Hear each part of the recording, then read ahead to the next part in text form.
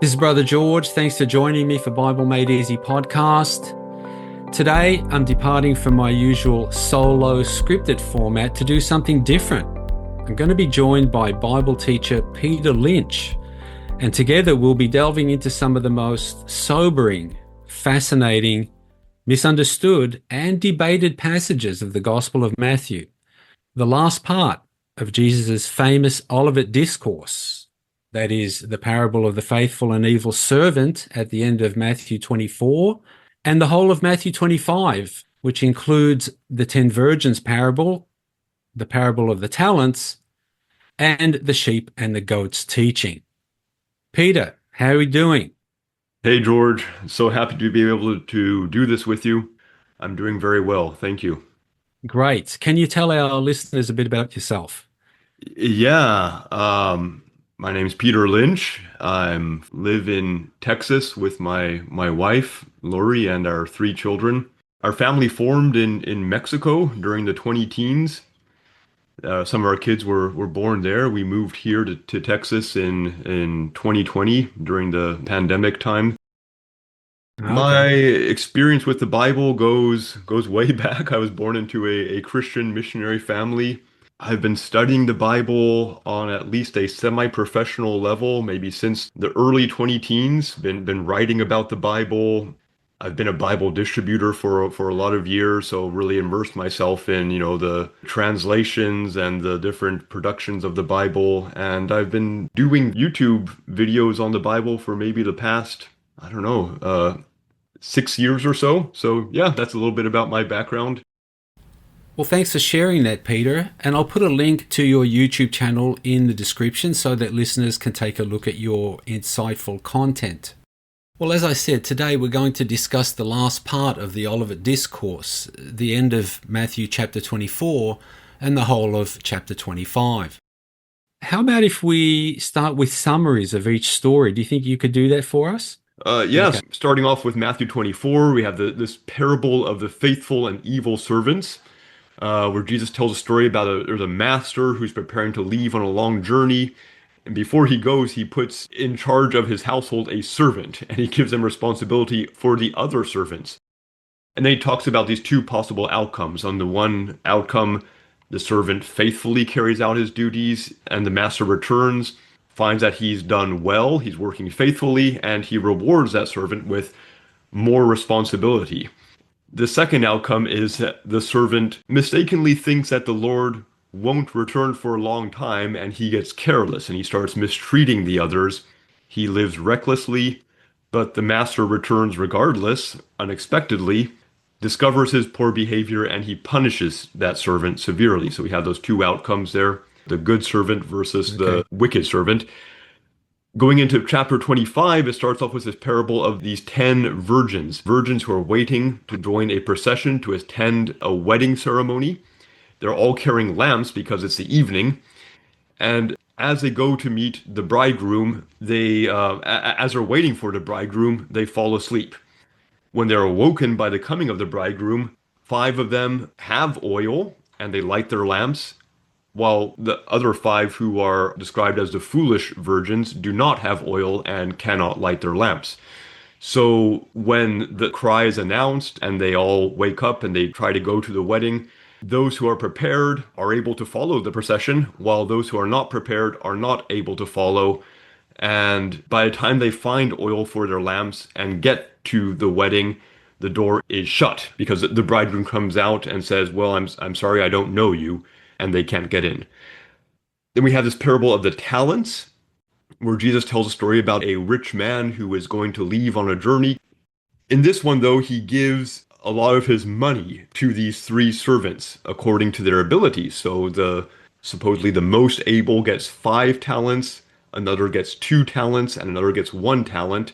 While the master is away, the first two servants invest their money and they double the amount of money that they have been given. The third servant hides the money in the ground, and when the master returns, he says, "Okay, what did you do with your money?" The first two servants present the master with the profits of their money, which they put to good use, while the third servant goes and digs up the money that he hid in the ground and gives it back to the master.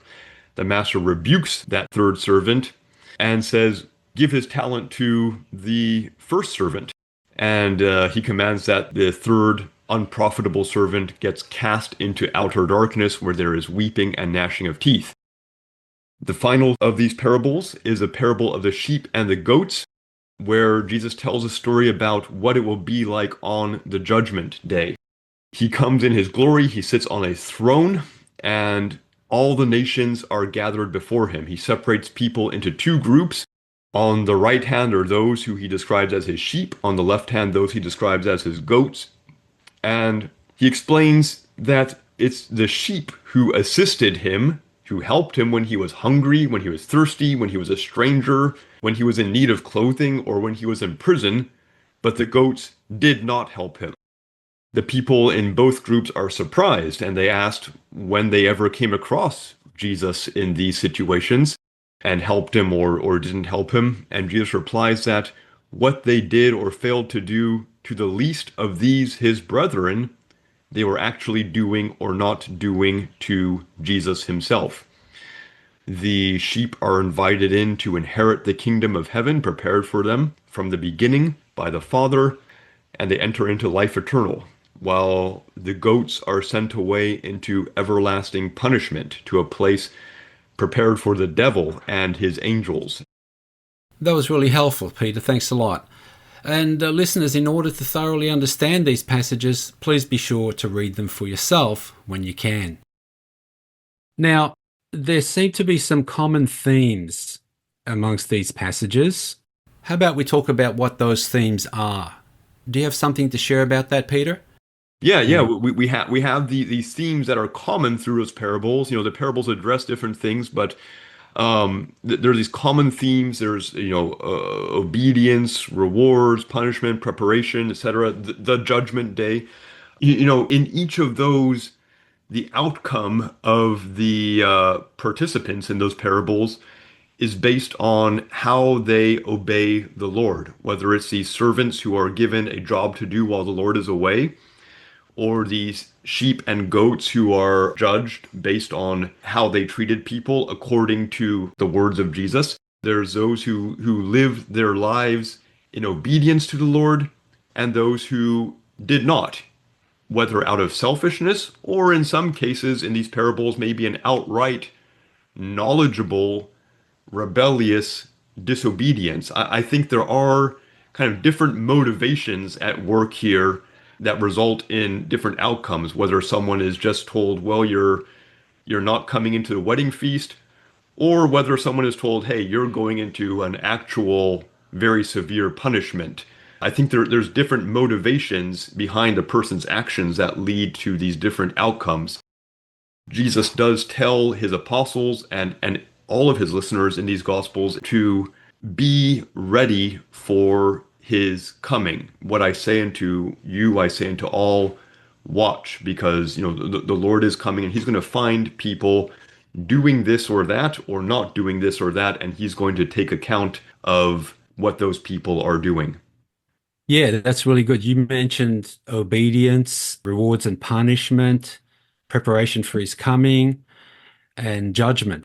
I would add to that salvation. In the virgins story, they're either denied or allowed entrance into the wedding feast, which has undertones of the marriage supper of the Lamb. And then you could broaden this to say that in each of these stories, the eternal fate of the participants is laid out according to certain criteria. The unfaithful or bad servants are cast into some kind of outer darkness, or there's weeping and gnashing of teeth, and the wise brides are allowed into the wedding feast. And so there's this general theme of judgment there. The stories, all of them center around Christ. He's the master or he's the bridegroom. Then there's this relationship that he does or doesn't have with the other participants, which are either servants or the virgins. And that relationship leads to a certain outcome, which would be those rewards, punishments, judgments, and whether they're saved or not. Peter, you are quite well versed in the book of Matthew. Could you tell us what you think about how these passages fit in with the overall narrative and message of the book of Matthew. Yeah, I mean, I have read the Gospels a lot, and I love the Gospel of Matthew. Something that's really powerful about that particular Gospel is the way that the writer lays out the narrative and the importance of Jesus's commandments. He makes these big kind of blocks of text that allow the reader to absorb one theme for quite a long time of reading, whether it's the Sermon on the Mount, Matthew chapters 5, 6, and 7, or these chapters about the judgment and the end of the age or the end of the world, as we see in Matthew chapters 23, 24, and 25. So, very early on in the gospel, Jesus lays out his law. And it can be summed up very, very simply as love your neighbor as yourself. This is how Jesus came to change the world. He came with these new commandments, this new covenant, and he wants people to believe and observe them. He tells those commandments, he tells the importance of them, he tells the way that people will be judged based on how they believe and carry out those commandments, or whether they reject and refuse or act in rebellion to those commandments. So people can hear what Jesus says and believe or reject, keep or choose to do something else. But we all know what Jesus wants of his followers. And we get that really, really clear here in the Gospel of Matthew. So these passages are a sobering warning to those in Jesus' day as well as us today. Throughout Matthew, Jesus gives his commands. They're quite radical. They're all about giving and all about loving, as you said. And then at the end of all that, just before his departure from this earth, he says, well, okay, here are a few parables to let you know of the glorious reward you'll get for obedience to my commands, and thus and so will be the consequences of disobedience. Peter, something that I noticed more and more as I've been reading these passages recently is that it's easy for people in the modern age to look at the word servants and to mistakenly think that those servants are all saved servants of God, and that by their lack of good works they can lose their salvation. But I think it's important to make a distinction here that when Jesus is talking about servants, at that time, he's talking about Israeli leadership, or Israel as a whole, who were his servants called at the time of Abraham to start this new nation through which the Messiah would come. Therefore, when we read servant, we're not necessarily reading about a modern Christian servant. Would that be right? That's really good things to bring out. Of course, yeah, Jesus was talking to the people at his time, giving this message. And in his time, yes, the servants, wicked or righteous servants, were the scribes and the Pharisees, the wicked ones on the one hand, and on the other hand, people like his own disciples who were being trained to take over God's people and rule them and look out for them the way God intended to, like the way Moses did, like where everything he does is to try to bring about benefit and well-being and good care for God's people. Yeah, that's right. Obviously, these parables apply to us today. We can and must put ourselves in the place of those servants, because that is what we are. We are servants of God. I would like to draw the distinction that the servants, particularly that Jesus was probably talking about in these parables, being Israelites, they were servants by a covenantal definition. They had a covenantal job to fulfill as servants of the kingdom, but that did not mean that they were necessarily all saved, right? And if you read it that way, you can see that at the end of some of these, they get cast into hell, right? And a modern Christian reading that may come to the erroneous conclusion that by their works, whether they're faithful or unfaithful, they are going to be judged in regards to eternal life. And if they're unfaithful, they will not obtain salvation. We know that the preponderance of Scripture does not teach that. So the way we need to apply it as far as we are concerned is more those lessons on preparedness for the Lord's coming, those lessons on obedience to his commands that, as you said, are laid out through the book of Matthew and the other Gospels, and learn lessons that apply more to not whether we get into the wedding, the marriage supper of the Lamb, but how we're going to be judged at the judgment seat of Christ, which happens at around the same time. And it's at that judgment where we get judged by our works. Well, you know, something I think is important to do, and an answer to this question you're raising of how this relates to salvation is, you know, we can harmonize what's said in Matthew compared to what's said in other Gospels. You know, in the Gospel of John, in chapter 3, when Jesus is talking to Nicodemus, he says, "This is condemnation, that light has come into the world, but men chose darkness rather than light because their deeds were evil. Because everyone whose deeds are good comes into the light." So what we're seeing here in these parables, it's not a case of like someone goofed, made a mistake, and therefore they tripped and fell into eternal damnation because they had a lapse. You know, maybe they didn't have the faith at some moment to give their clothes to the naked person. I mean, they didn't wake up one morning and drive to the prison to visit the prisoners there, so therefore they're going to hell. You know, there is also the element of belief versus disbelief. So Jesus lays out these laws, his word, and there's people who believe them and say, I'm going to hold on to that. I want to make Jesus my Lord and make his commandments my guide to life. And there's people who say, yeah, I'm not going to do that. I'm going to do something else where I seek my own advantage and I benefit myself at the expense of others. So these parables certainly do work with the dynamic of salvation by grace, because salvation by grace is where one believes in Jesus and accepts Jesus as one's Lord. In these parables, especially in the parables of these servants who behave wickedly, these people clearly have rejected the words of Jesus. Jesus is his word. You can't really separate the two. And they are behaving in contradiction and rebellion towards Jesus. This isn't about, you know, someone who believes in Jesus and makes a mistake and then slips and falls into eternal hellfire.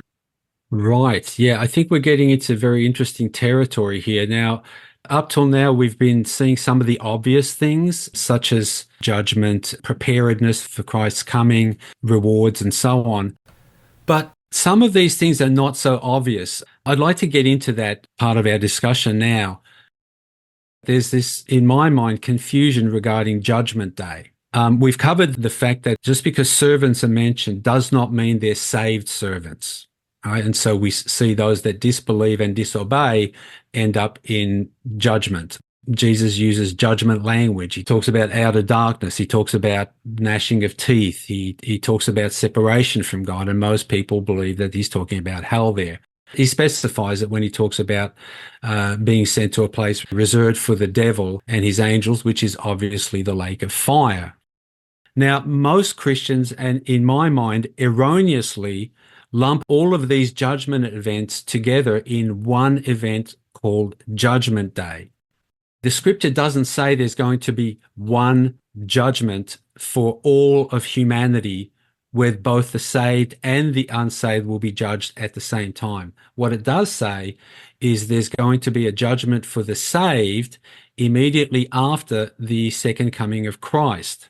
It will occur probably after the marriage supper of the Lamb. And during that judgment, the saved will be judged not regarding our salvation, but regarding our works, and will be rewarded accordingly. The judgment of the unsaved will occur after the 1,000-year millennium, post the return of Christ. And that's called the Great White Throne Judgment, where the unsaved will also be judged according to their works. And those whose names are not found in the book of life will be cast into the lake of fire. Whereas those whose names are found in the book of life, well, it doesn't exactly specify what happens to them, but I think we can conclude that they're shown mercy of some sort. That they end up on the new earth. Most likely. I've heard that, and I would agree with that. Now, I'm sure a lot of Christians will object to this because they don't believe that there's any kind of mercy for the unsaved post-death. But something must happen to those whose names are found in the book of life, and it's not being sent to the lake of fire. So there seems to be some mercy of some sort shown to them. And I wouldn't be surprised if it is living outside the heavenly city on the new replenished and recreated earth. So the questions I have are, how do these parables, teachings, and judgments fit in with the Bible's eschatological framework? Do they correlate to specific events prophesied to happen in the future? I have some theories, Peter. I wonder if I could say what they are, Please, and you could tell me what you think. please. Chronologically speaking, or eschatologically speaking, there's an order to events of these judgments. And I would say that they correlate with the order of these parables and teachings of Jesus, because they're all told immediately after Jesus speaks about his second coming in Matthew 24. And then you've got the 10 virgins, which to me seems to correlate to or correspond to the marriage supper of the Lamb. You've got 5 virgins who enter in because they do have God's Spirit. Whereas the unwise virgins, they don't get to enter into the marriage supper of the Lamb, into the wedding, because they're not really saved. They don't have God's Spirit. So this story, it's about preparedness, but it's about spiritual preparedness too. It's who is really saved, who is prepared for Christ's coming, who's going to enter into the marriage supper of the Lamb, and who is not. Those who have God's Spirit do enter. Those who don't enter. Then you've got the story of the talents, which also seems to correlate to that time in eschatological order. Immediately after the marriage supper of the Lamb, you've got the judgment seat of Christ. That's the next event. That's where we're judged according to our works. These servants, they're given talents. Some are found faithful, one is found not faithful. The faithful ones are obviously believers. They get to the marriage supper of the Lamb and they get rewarded at the judgment seat of Christ. Whereas the unfaithful guy, he's obviously not a believer. He doesn't get saved and he gets cast into outer darkness. And then finally, you've got the sheep and the goats. Now, this one is very interesting. You've got both saved or people who do get some kind of good reward and unsaved there. Only one of the 2 judgments that are mentioned in Scripture has both blessed and not blessed people. And that's the great white throne judgment of the unsaved. And as we mentioned earlier, some of those unsaved are found in the book of life and they're granted mercy of some sort. They're given some kind of reward. Whereas those whose names are not found in the book of life, they are cast into the lake of fire. And that's made clear in the story. So I would say that the sheep and goats parable may very well correlate to the great white throne judgment. What do you think about this, Peter? Does that make sense or is it a bit wild? Well, I know you talk about how there's these different judgment events, but for each individual, there's only going to be one life that we have, and then we have to take account for that one life. And I don't entirely know how this fits in with the grace message of the epistles. I think you've done a good job at least trying to make an account for all that, trying to harmonize all that. The commandments of Jesus apply universally, regardless of what confessions of faith we have made. We are still obligated to obey Jesus. And there are people who make a confession of faith in Jesus and then act upon it, and there are those who don't act upon it. And there is grace and forgiveness involved in that final judgment. And there is also a certain amount of personal responsibility that is laid upon us, where there are times and places where we do have to face the consequences for our actions in this life and in the life to come. I think you've done a good job of trying to explain how this fits in with all that. And I don't really have a whole lot to say on that. I'm more kind of taken by the importance of one's obedience to these words and how that fits in with grace and salvation and forgiveness. I think that's another really big topic that, to be honest, I didn't really come prepared for. I should have said to you beforehand. Well, no. We definitely talked about this beforehand, but to be honest, I don't know. I just don't know. Like I said earlier, I think what we're seeing here is also an example of people who believe and people who don't believe, and you can't separate belief in Jesus from belief in his words. To bring that into our contemporary times, there's a lot of people who say that they've confessed Jesus and they believe Jesus and they're born again and whatnot, yet they act like the wicked servants in this. So, I'm sure there's an element of mercy for them, but I don't know how safe those people are. I don't know how you can say you confess Jesus, but then completely reject his words. And in that final parable about the sheep and the goats, I love how Jesus reduces everything to such a simple set of examples. Did you receive the stranger? Did you do good to the people who didn't have clothes or who were in prison? It's not amorphous. It is really, really practical. So those are the words of Jesus. Those are the commandments of Jesus. Do you believe them and do them, or do you reject them and not do them? I think there's going to be a lot of people who thought that they could, use this term, game the system, that they could hold on to grace for themselves while bringing down the weight of the law on others. And Jesus is going to come and he's going to sort that all out. I don't want to presume to say how that's all going to turn out, but I think we do see the template for that judgment right here. Very good. I agree. Well, I think we've covered about everything we can cover, Peter. Thanks a lot for the insight you gave. It's been very good. Do you have anything else before we sign off? Oh, thanks so much for this opportunity, George. I just love talking with you about this kind of thing because you come prepared, you have a lot to say, and we have different opinions, but I can tell that we are both people who really think about these kinds of things because they matter, and that's just great. I would just encourage anyone listening to this, well, first of all, please leave your comments, tell George or myself what you think about what we're saying, and just get into the Gospels yourself. The more you read them, the more you understand the importance for your own life. And I think Jesus wants to put an end to sin and suffering. The reason he manifested into the world was to destroy the works of the devil. And how does he do that? He took sin upon himself and he forgave it to the point of dying for it. It was so important that he wants people to live by that same way. So even if we know we're saved by grace and we're not worried about going to hell and whatnot, more than that, we should also want the kingdom of heaven, want God's will to be done on earth so, so much that we want to live those things because we love it, because we want that good result to happen for other people. Jesus didn't do what he did because he was afraid of going to hell.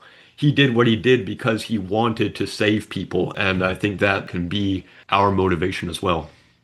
Thanks a lot, Peter. Really appreciate you joining me. We'll see you next time. Thank you, George. And listeners, do you have any further insight to add? If so, as Peter said, please be sure to tell us what you think in the comments section. We'd really like to hear from you. And if you'd like clarity on how the separate judgments of the saved and unsaved fit in with the overall end time timeline, please download the End Time Timeline poster at the link in the description. And finally, be sure to subscribe to Bible Made Easy podcast, whether you're watching on YouTube or tuning in on Spotify, Apple Podcasts, or wherever you listen to podcasts. God bless you all. Bye.